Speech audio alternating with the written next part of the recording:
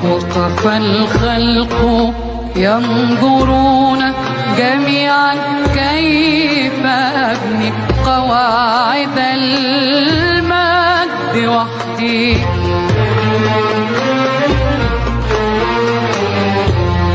وقف الخلق ينظرون جميعا كيف أبني قواعد المجد وحدي. ومناة الأهرام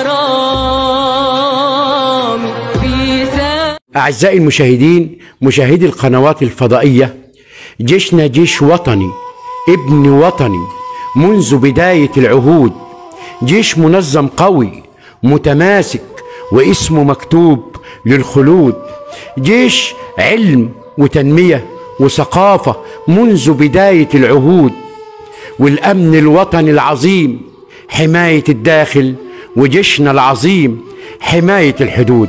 احنا بنحب النظام، بنحب الجيش، بنحب الداخلية، وبنحب السيد القائد الأعلى للقوات المسلحة والزعيم المفدى عبد الفتاح السيسي. احنا مش مع حد ولا ضد حد، احنا مع كلمة الحق، لا مع حد ولا ضد حد، احنا مع كلمة الحق. معانا اليوم مشكلة أعزائي مشاهدين قنوات الفضائية، معانا اليوم مشكلة مع أستاذنا الأستاذ عبد العزيز سلامة، هيتناولها مع السادة المشاهدين ويحكي قصته ويحكي حكايته، وعلى السادة المشاهدين الحكم والاستجابة من السادة المسؤولين.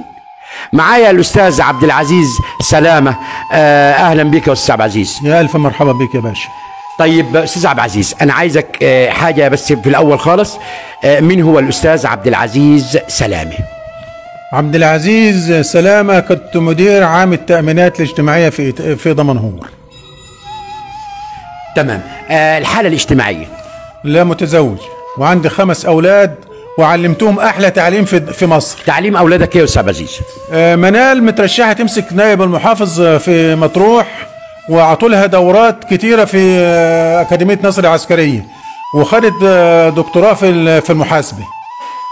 وبعدين منى دكتورة في القاهرة في شركة أدوية. وهبة مدرسة كيمياء وطبيعة.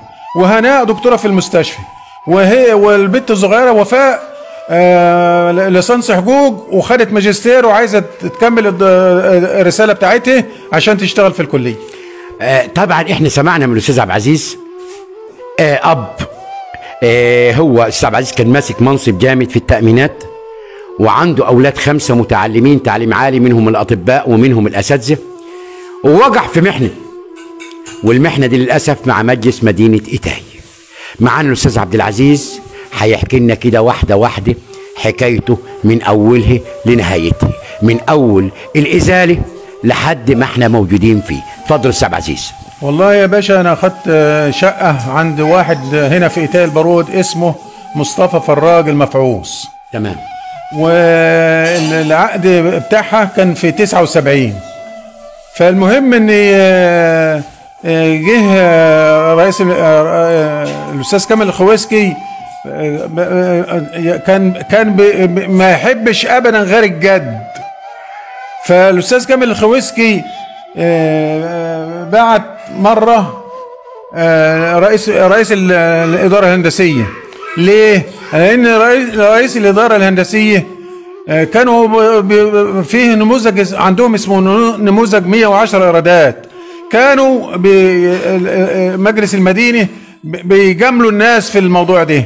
التأمينات في رئاسة الهيئة هناك في 3 شارع العرفي تنبأت الموضوع ده، وأنا والله العظيم طلعت من الجيش 1/1/75 ما في شركة في القاهرة أو في اسكندرية أو في أي مكان إلا وأنا بصمت فيه وعملت تقارير، وكنت أنا بنعمل المستخلصات، وكان عاطيني صلاحية إن أنا نقسط للشركات دي. ومن ضمن مجلس المدينة كانوا النموذج 110 الايرادات دي كانوا بيجاملوا الناس على حسابهم. ازاي؟ كانوا بيثبتوا في النموذج 110 الايرادات اللي هو بتاع الاسمنت المدعم والحديد المدعم، يبقى الرخصه طالعه للراجل في النموذج 110 ايرادات مثلا ب 10,000 او ب 15,000 او ب 20,000، لكن يبلغوا التامينات ب 500 جنيه ب 600 جنيه ب 1000 جنيه بالكتير خالص. على سبيل المثال محسن عتريس ابو دراء برضه جملوه، الدكتور فتحي رزق الله، انور ناموس وغيره وغيره. فالاستاذ كامل الخويسكي كان رئيس مجلس المدينه، فكان يقول لي يا عبد العزيز بدل قبل ما تمشي ابقى اعرض عليا التقرير بتاعك علشان انا عايز ندي ايه نشوف الحراميه بتوع مجلس المدينه. وفعلا صارت علاقه وطيده بيني وبين الاستاذ كامل الخويسكي.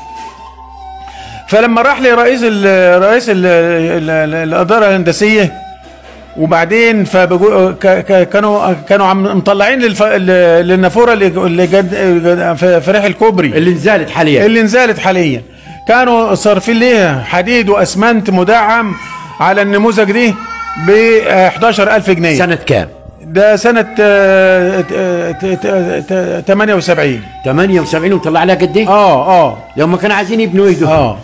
المهم 11,000 التكلفه اللي كانت في نموذج 110 ايرادات.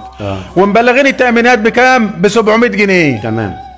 فانا اعترضت على كده وطالبتهم بال 11 جنيه اللي هي التكلفه بتاعتهم. فالمدير الاداره الهندسيه قال لي لما جه قال لي ايه يا عبد العزيز انت عم؟ قلت له ماليش دعوه، ده النموذج بتاعكم اللي بيقول كده. المهم حسبتهم على ال 11,000.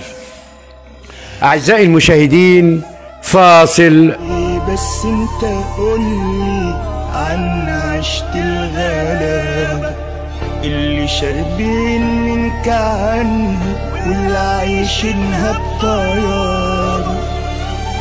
تعرف ايه بس انت قولي عن عشت الغلابة اللي شاربين منك عنهم واللي عايشينها الطيابة، اللي ما قالوش طول حياتهم ليه بقى، واللي مهدود حلق ابوهم من الشقة، واللي ضاع من بين ايديهم عمرهم وفي لحظة راح. تعرف ايه عنهم؟ جاوبني اللي مطمن مرتاح.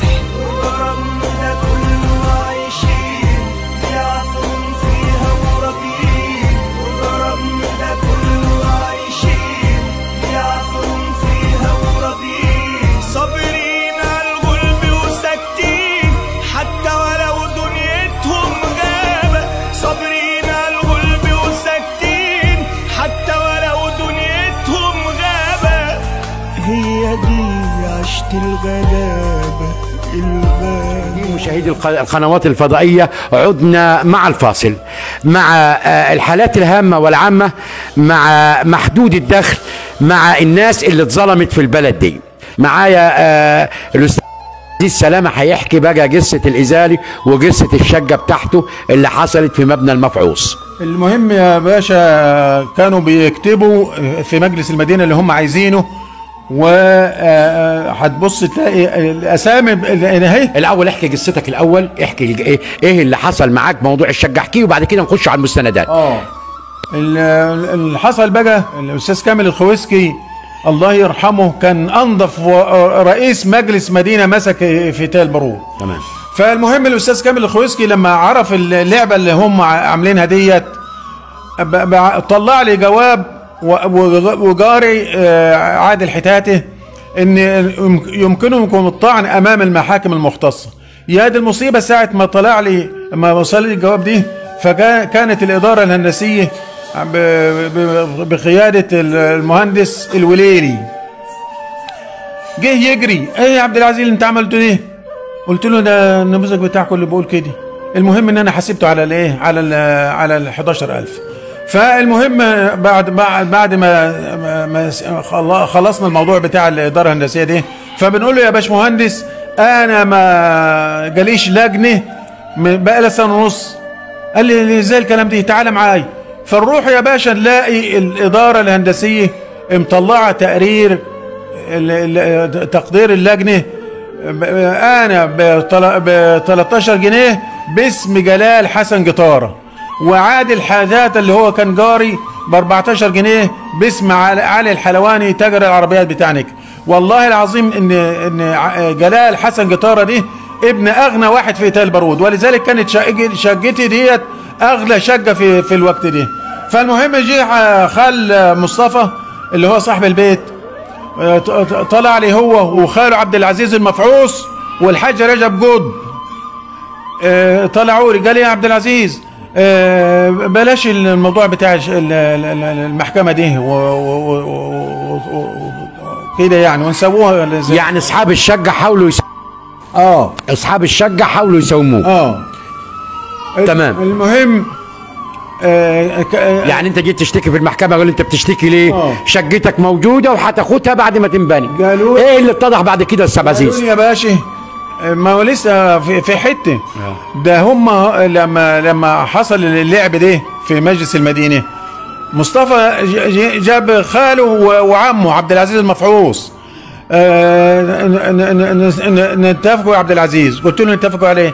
قال احنا كاتبين لك العقد هناك في مجلس المدينه ب 13 جنيه، طب ما نخلوها لك 10 جنيه بس. فقلت له زي بعضه. والله العظيم اقسم بالله دي كانت اغلى شقه في تل بارود. ليه؟ لاني انا استاذ عزيز انا عايزك تخش لي في الموال على طول. طيب. عايزك تخش لي قول لي الازاله دي تمت امتى؟ وتمت الازاله دي قانونيه ولا مش قانونيه؟ لا مش قانونيه. يعني الازاله اللي تمت دي مش قانونيه، زالوا البيت اللي انت فيه بدون علمك ولا بعلمك؟ وكتبت خسيب الاول دلوقتي استاذ عزيز. لا بدون علمك ولا بدون علمك؟ بدون علم خالص، ده انا كنت في مصر يومها ما بعتولكش اي تنبيه ان هم هيزولوا الشقه؟ ده لما اسرائيل بتعوز تهد بيت بتاع واحد من الفلسطينيين، بيقولوا له اخلي البيت بتاعك علشان احنا هنهده البيت عشان انت عملت كذا كذا. لا ما حصلش الكلام دي. زالوا البيت بدون علمك. زالوا البيت بدون علمك. طب ايه اللي حصل بعد ما زالوا؟ احكي لي بقى بعد ازاله البيت ايه اللي حصل؟ سبحان الله، ده انا بعت الرئيس الاداره بالبحيره اهوت. مين ده؟ رئيس الرقابه الاداريه. ده اول فاكس ثواني. ده فاكس. ده فاكس. تاني. وبعت للمستشار النائب العام، وده للنائب العام بتاع حماده بيه الصاوي بخصوص الشقه بتاعته اللي هم زالوا البيت ومش عايزين يدوا له شقته. وده لرئيس الجمهوريه رحت له 3 مرات. وده للسيد القائد الاعلى للقوات المسلحه في الاتحاديه السيسي. وبعدين المستشار حماده الصاوي مره ثانيه. وكمان فاكس هو خاص بحماده بيه الصاوي. المهم ان مجلس المدينه طلع قرار ازاله رقم 36 سنه 20. بيقول ايه؟ بيقولوا غير مقيم بالشقه. اول حاجه عملوها كتبوا ايه؟ غير مقيم بالشقه. اول حاجه كتبوا مش مقيم في شقته. ادي اول حاجه اهي. هذا شغل وتلاعب مجلس المدينه. قالوا ان هو مش موجود في شقته وبناء عليه زالوا بدون علمه. المهم ان لا عملت تظلمات والكلام ده، فكانوا بيكتبوا في مجلس المدينه الاسامي بتاعه اللجنه. وادي يا باشا اهي شفت كريمه دي اللجنه ديت اللي قامت بالازاله. دي لجنه دي اللجنه دي بتاعت ايه؟ بتاعت اللي هي بتقول معاينه العقار وينزال العقار. طب ايه اللي انت شايفه في الجواب دي؟ يا باشا الاسامي دهيت هم كاتبينها هناك عشان محمد عبد المنعم المفعوص ده كان يبقى ابن اخو مصطفى، اخو ابن اخو مصطفى صاحب البيت. شوف كريمه ديت، وشوف سحر، وشوف مش عارف ايه اهمت. وبعدين شفت بقى بالله عليك الاسامي ديت لما انت تضاهيها، شوف كريمه معموله ازاي، شوف سحر معموله ازاي. يعني هو بيقول لك ان في تلاعب في الجواب خالص. احنا طبعا مالناش حكم، احنا من جهه ان احنا نحكم او ان احنا بناخد من اتجاه واحد بس. المهم احنا بنقدم المشكله على الشاشه وللمشاهدين لهم حق الحكم. المهم يا باشا حبيت ان انا نوقف قرار الاخل اللي هم كانوا مزور اللي هم عاملينه دي. فرحت لرئيس الاداره الهندسيه. فقال لي لازم تروح للمهندسه شيماء علشان تدي لك جواب توقف القرار بتاع الهدم ده. رحنا المهندسه شيماء ورئيس الاداره الهندسيه، ورحنا لمين؟ لمحمد بيه كاجك. اللي الجواب ده من اللي عامله لك. اهو ده شهاده من واقع الجدول في المحكمه. بتقول ايه؟ انا كنت عايز نوقف قرار الازاله بناء على جواب من مجلس المدينه للاداره الهندسيه. ماشي. فجه محمد بيه كجك اللي شطب الكلام ده. اهو ده جواب. هياخده من المجلس المدينه يوديه للجسم عشان يوقفوا الازاله. اهو كده. محمد بيه كجك انضف واحسن واحد مسك مجلس مدينه ايتاي، بيقول ان هو شطب، هياخد جواب من مجلس المدينه للجسم عشان يوقفوا الازاله. يا محمد بيه كجك شطب له على الجواب ده. بقول ان انت شاكيني وعايز ندولك جواب. المهم فضلت ان نروح للجهات المسؤوله.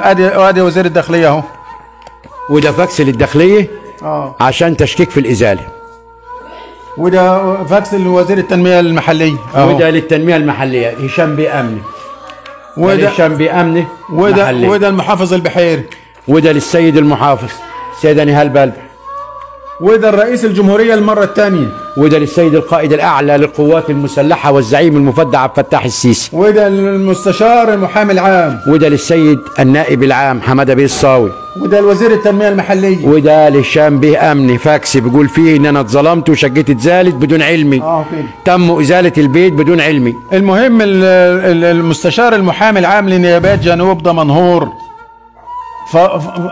ربنا يبارك له ويكرمه، طلع لي جواب من هناك من عنده علشان نطعن في الموضوع ده اهو.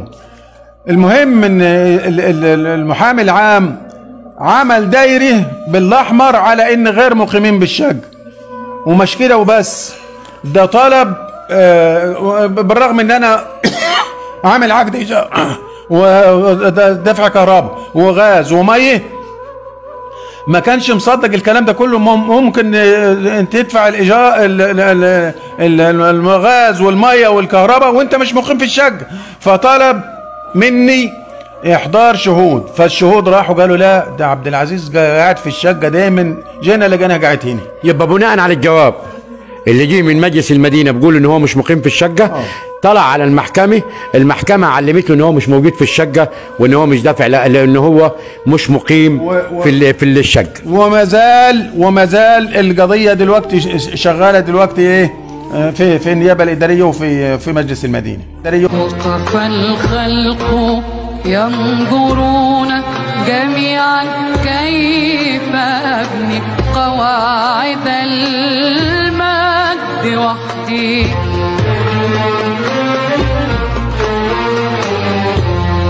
وقف الخلق ينظرون جميعا كيف أبني قواعد المجد وحدي.